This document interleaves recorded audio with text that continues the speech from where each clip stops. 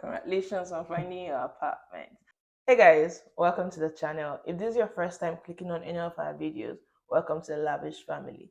So in this video, we'll be sharing tips on house hunting in the UK. And if that's something you're interested in, then stick around to the very end. Now let's get right into the video.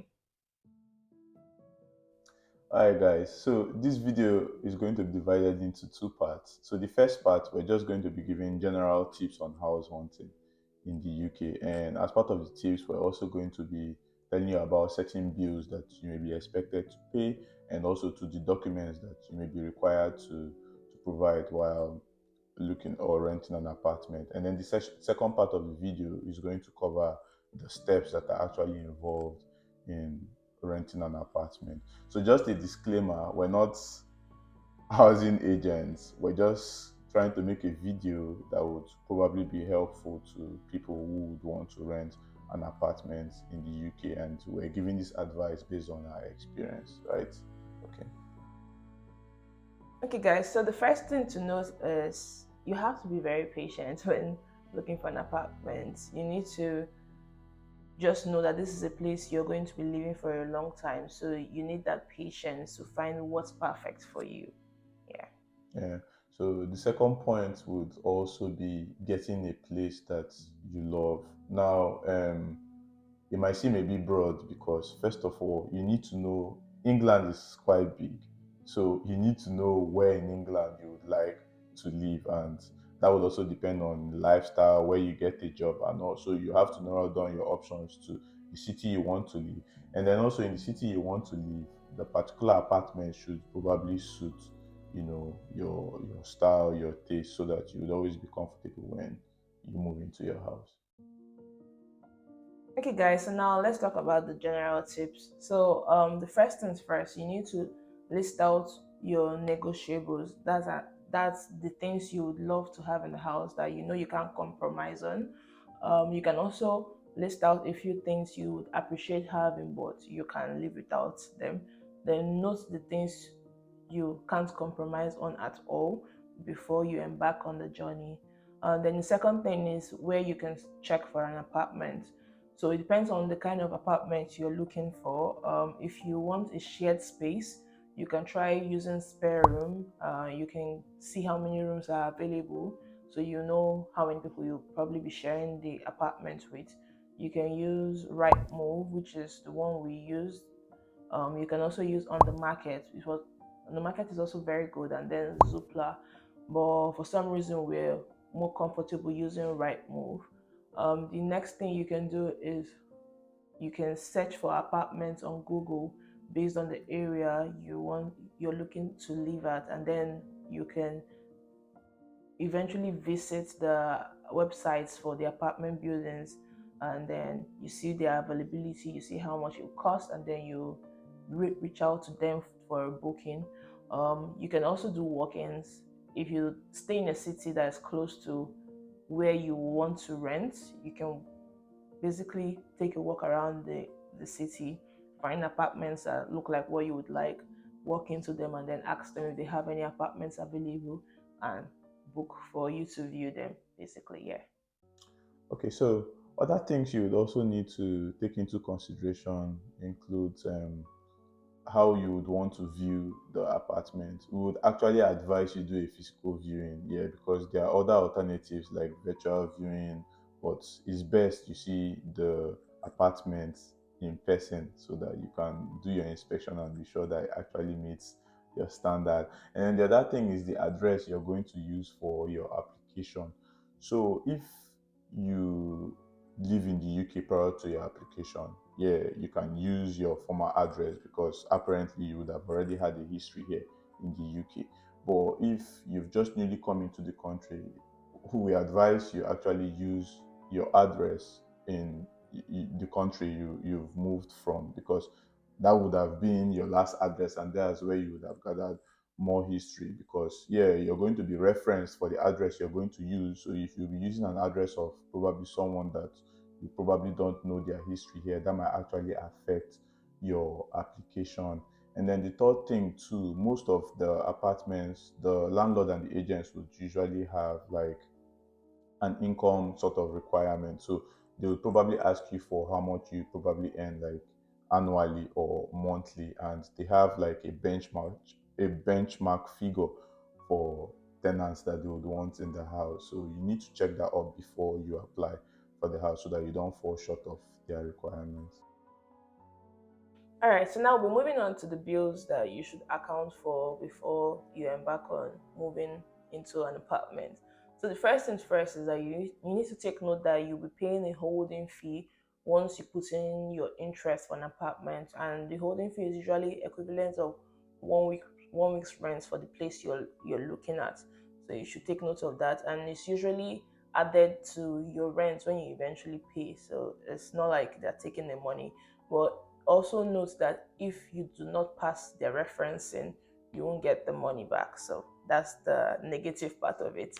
But the other thing you need to note is the deposit you'll be paying eventually after you succeed in getting the apartment. So you'll be paying your rent, and then you'll be paying a deposit which is put in and kept separately for when you're moving in case of any damage. So usually it should be 5 weeks worth of rent. So most apartments ask for more than that, but from our own view, would advise that you shouldn't go for something that's beyond your budget, because as immigrants, it's harder to pay for a longer time. Say, for instance, some landlords ask for 6 months rent and 1 year rent, so it's best you pay the 5 weeks deposit.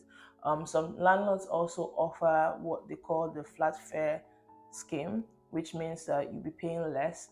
So for the flat fare scheme, they take um, lesser money than the 5 weeks rent, which they put into a repair of anything. But if you eventually damage anything when you're moving out of the apartment, you still have to pay for the repairs. Just take note of that. Yeah, so other bills to also take note of, because yeah, to put it into perspective, aside the monthly rent that you would have to pay to the landlord for your rent, there are also other bills you would also need to pay as well. So the other bills are the council tax, the water bill, heating, electricity, your gas, and also your Wi-Fi.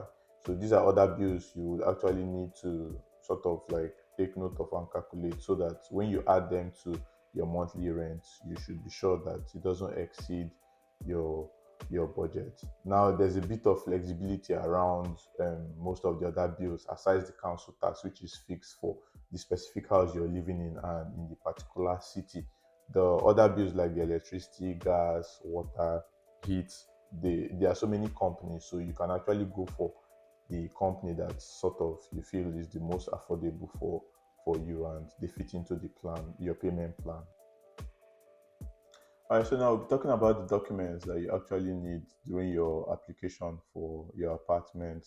So you're going to need your passport, you will need your biometric residence permit, and then you're also going to need uh, a right to rent code.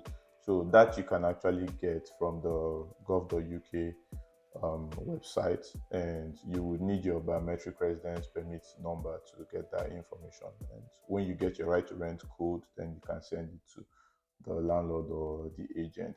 For people who are employed, you would also need your employment contract letter, and also you may need a reference from your employer. If you've been working for some time, you may also be required to provide your pay slips. Yeah.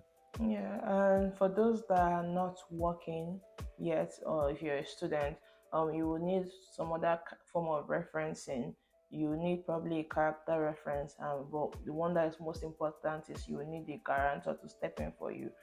Some landlords ask that your guarantor will be earning above a certain amount, so you should take note of that, because they will also need to give a guarantor statement. The reason being, if you can't ever pay rent, the guarantor is liable by the law to pay that rent for you.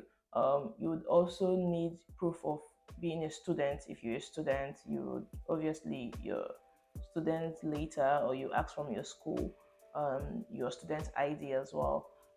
For generally, everyone would also need proof of address, your previous address. So It could be your bank statement or your tenancy agreement. So yeah, those are things you should take note of while trying to rent an apartment.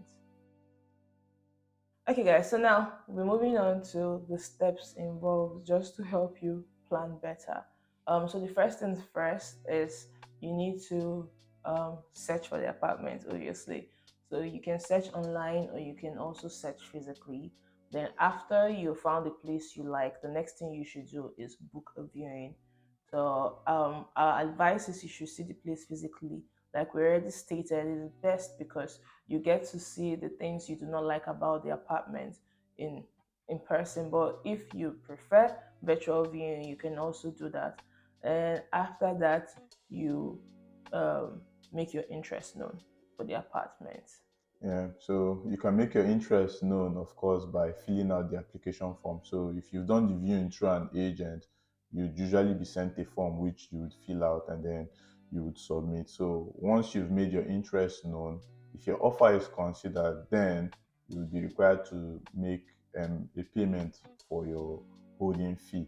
Once you've paid your holding fee, which would usually be sort of like a percentage of your month's rent. That's Well, mixed rent. a week's equivalent. Yeah, once you've made that payment, then the next thing you will be referenced. So all the information you've given, a referencing company will go through it just to be sure that they are correct. And once you pass your referencing, then most likely you would have gotten the apartment.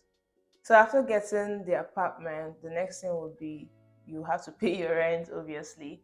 So when you're paying your rent, you also need to pay your deposit at the same time, depending on the deposit scheme you went for. So after doing that, the next stage now is to sign your contract.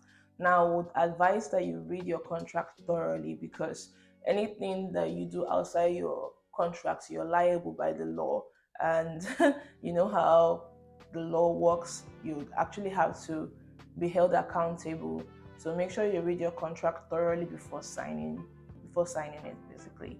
Yeah, so once you sign your contract, then the next step will be to collect your keys. Your keys will be given to you on the particular day that you've agreed to move in the contract. Okay, so you collect your keys, you move into your apartment, and then the first thing to do will be to inspect your apartment. And you're actually given a period of time. Most times it's the first week of your moving in to actually just sort of like do an inspection, take note of things, and the best way to do that actually for reference purposes would be to take pictures. Remember, you've put down a deposit, I think a 5 weeks equivalent, which would only be given to you when you move out of the apartment in the future. So they would also try to ensure that the house is in the same state it was when you moved in. So if there are things that they probably noticed that would have gone wrong, then they would want to deduct that money from your deposit. So the only proof you would have would be the pictures you probably would have taken on during the inspection week. So it's important to take note of that. So once you've done your inspection, yeah, you set up your house according to the dates you have, and you have your house. Yeah, congratulations on finding your apartment. Yeah. So we hope you've enjoyed the video and we hope you subscribe for more content like this and see you in the next one.